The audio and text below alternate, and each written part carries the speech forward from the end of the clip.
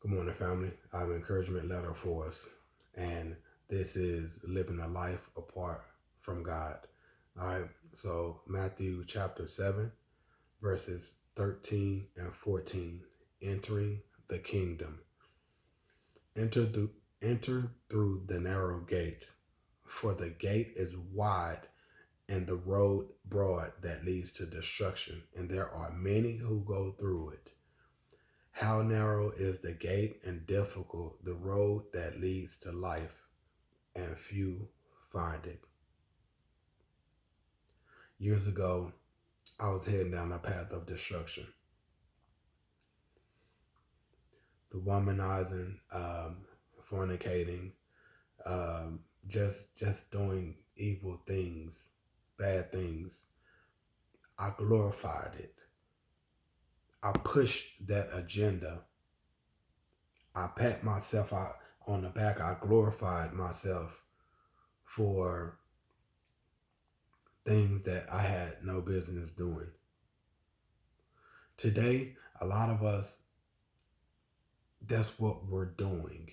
We're heading down a path of destruction, living super loose, going crazy with it, glorifying ourselves, pushing that agenda, not knowing that the end of that road is death. The path is difficult and very few find it, but that's the life that we were created, the path that we were created to travel down, the road that leads to life. I have good memories from back then when the things I was doing. Am I happy about them? No, because I know better now. The path that I'm going down now, yes, it's a little difficult. It requires discipline. It requires obedience. It requires accountability.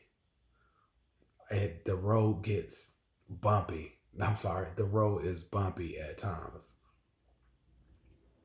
Do I regret changing my lifestyle and doing things different? I do not.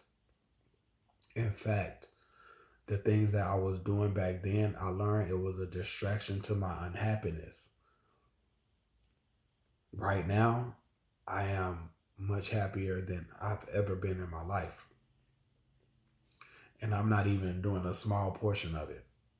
Do I still have flaws? Do I still have sins that I struggle with? Yes. Do I still have struggles? Yes, I do. But the life that we were created to live in Christ,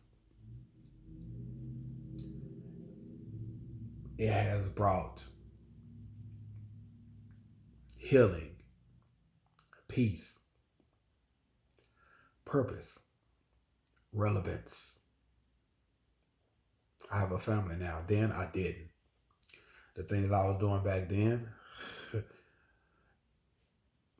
I didn't see this coming. Again, that's His goodness, His grace.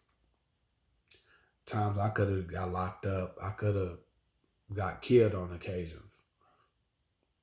It was His mercy. Doing things I have no business doing and the places I have no business in, like just attracting all that I was embracing, all that I was pushing, I was doing myself.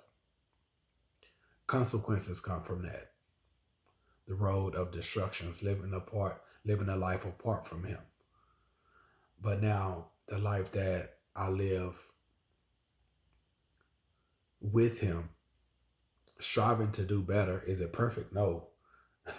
I just asked God the other day, I need a reset because all the things that I've been called to do, I've been focusing a lot on the works, and like because 2021 I am he have in given me the task to level up in different areas of my life. So I'm preparing for that. I'm like, I'm finna go crazy in 2021. This morning, He told me, I need you to focus more on my will versus the works. It's a big difference because when you're focusing on the works, you're not focused on my will that I have for your life. I need you to focus on the will that I have for your life and the works that I have called and created you to do. It is a part. It is in concert with my will. We can do his works, but not do his will. If we do his will, we will definitely do his works. And that's living a life in concert, aligned, in submission to him. So I want to encourage you. I don't know what your lifestyle is like. I don't know what the things that you're doing or not doing. I don't know. My job right here, right now, is to encourage us both to choose the life that he created us to have. Go travel down the road that's narrow and difficult, but in the end, it's life. Instead of walking down the path that many of us have and some still traveling down, that's wide, that's broad, because that road leads to destruction, and that's the life that's apart from him. So that's my encouragement for us today. Tomorrow isn't promised. We need to make some changes today. We need to make some decisions today. Cut off all that's hindering our relationship with him, that's keeping us from having that relationship with him, and grab a hold and embrace all that he have to give, all that who he is, and all that he will for our lives, because he is worthy. He gave his life for us many years ago. We can't repay him for it, but like how I look at it, we can at least be like, you know what, I'm yours. Have your way with me, because in his word he said, the Paul said the true worship is being a living sacrifice. I Is that asking for much?